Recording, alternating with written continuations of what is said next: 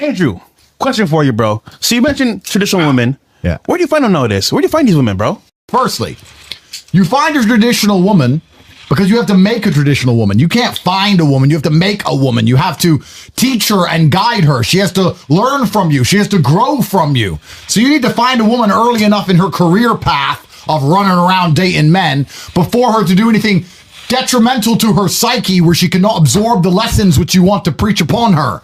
A good woman makes her man feel braver. She inspires him. She makes him want to work hard. Good women are extremely powerful forces of nature, as are good men. And I think the first thing you need to do is be the best version of yourself. And if enough people do that, then society will be fixed. But the truth is, as a man, if you have a good woman can be the best thing about your life and your greatest source of strength. And if you have a bad woman, a woman can make or break a man's life. Same job, same house, same car, same dog, same sofa, same bed. Different reality. Yeah. Bro, different reality. And even worse, you'll notice this the most when you have a girl who flips, who was cool, and now she ain't. And you're like, everything was good. Now you're upset. What? Over what? And you'll see. But a woman can make or break a man's life. To answer the question we asked earlier, if you're at home and it's Valentine's Day and you're sad, etc., good.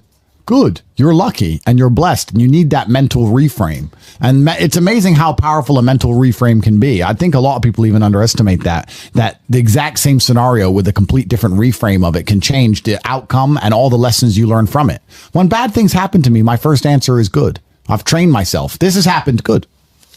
Good. It's supposed to happen. Good. And that's the ultimate reframe. Because if you're going to sit there and go, oh, why me? You got to do it yourself. You need all these bad things to happen to you and you have to use them as fuel.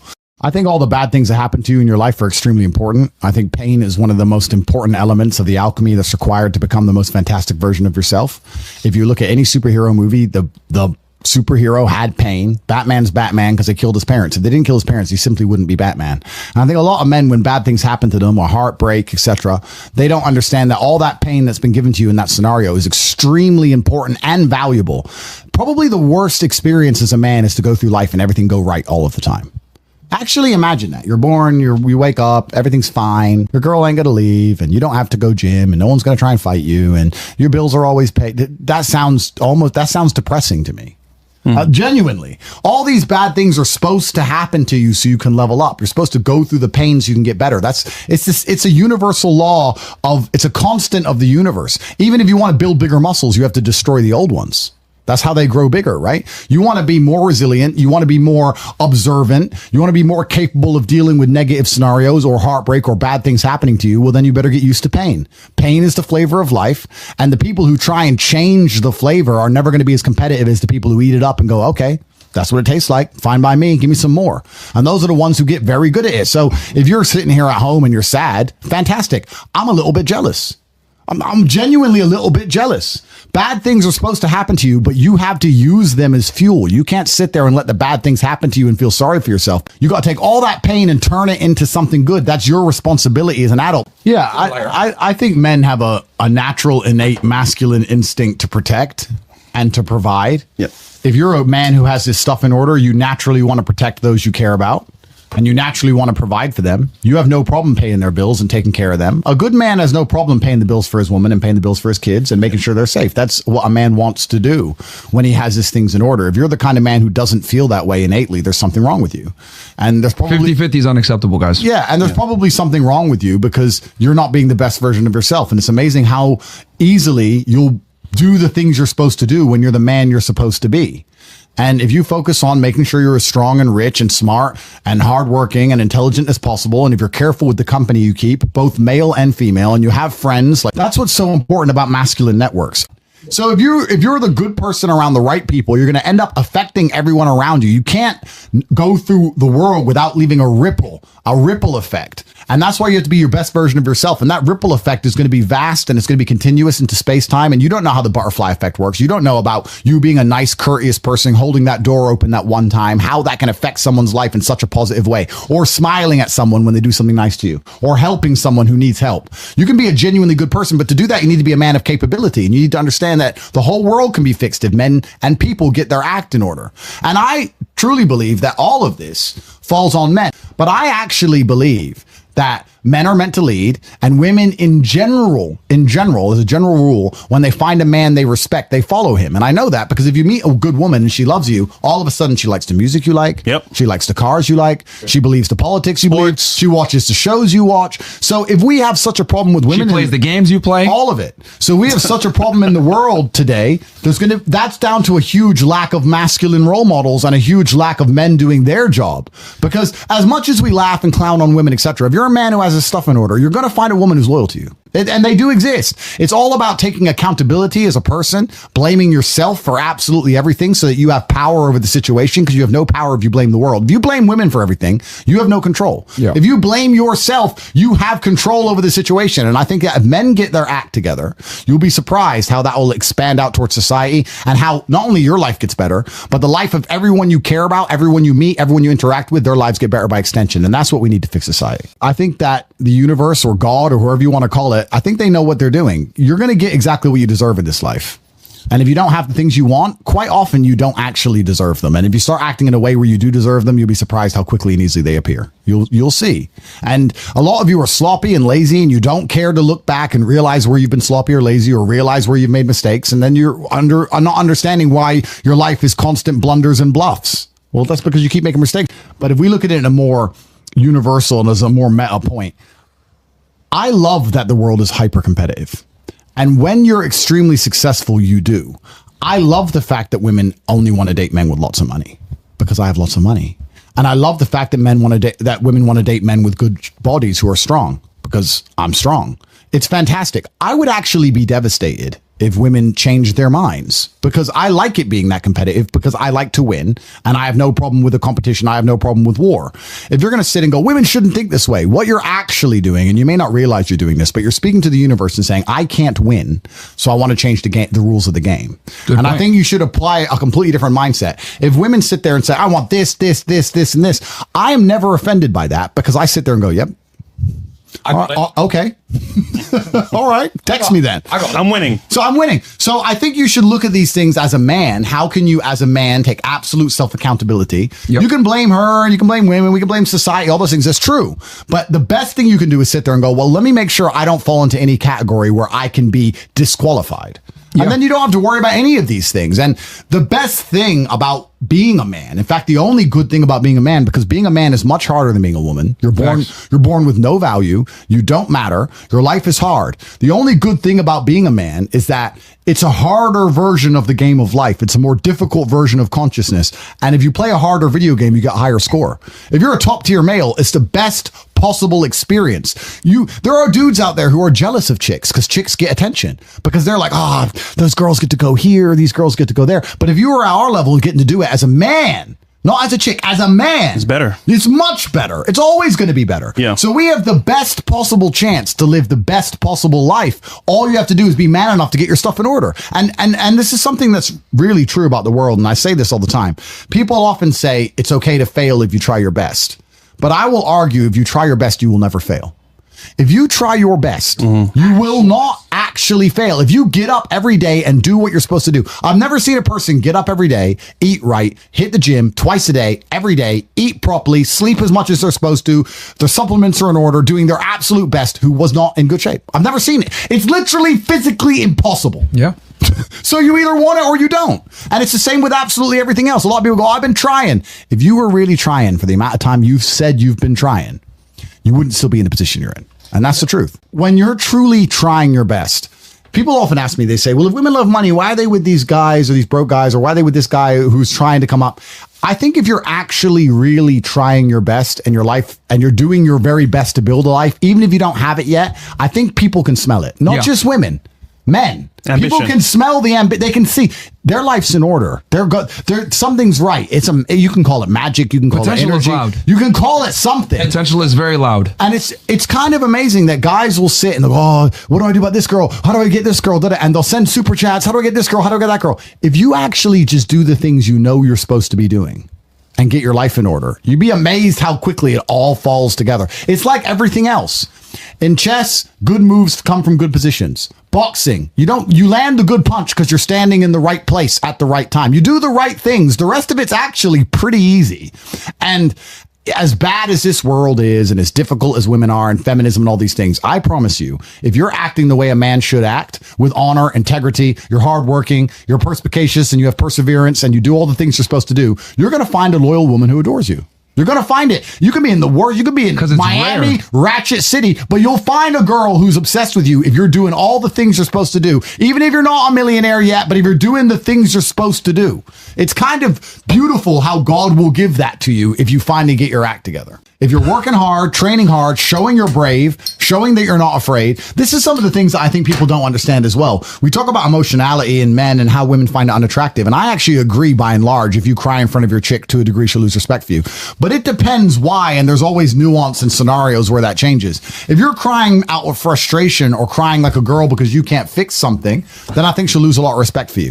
But if you're sitting there furious with tears running down your face because you're about to go kill the man who hurt her, she ain't going to lose respect for you. That's different. So again, even a lot of the other arguments, a lot of the things we talk about emotionality in men or all these things or crying, etc. It ties back to the basic premise. I'll tell you now, I would argue with all my money and all my status and all of my physical attributes and how handsome I am. And all, if a woman felt like she wasn't safe with me, like I would allow something to happen to her and I wouldn't do anything about it, she'd leave. Sooner or later, she'd leave. And she might leave me for the thug who would kill a dude who looked at her wrong. And maybe he's too far the other way. But they crave that safety. There's no light without dark. And if you want a woman to truly respect you, she needs to rely on you for everything. But you better not fail her. And you have a huge responsibility as a man. You got massive responsibility. You can't be the guy who says, I don't know. Bro, when she comes to you and says, this is broken, and you go, I don't know.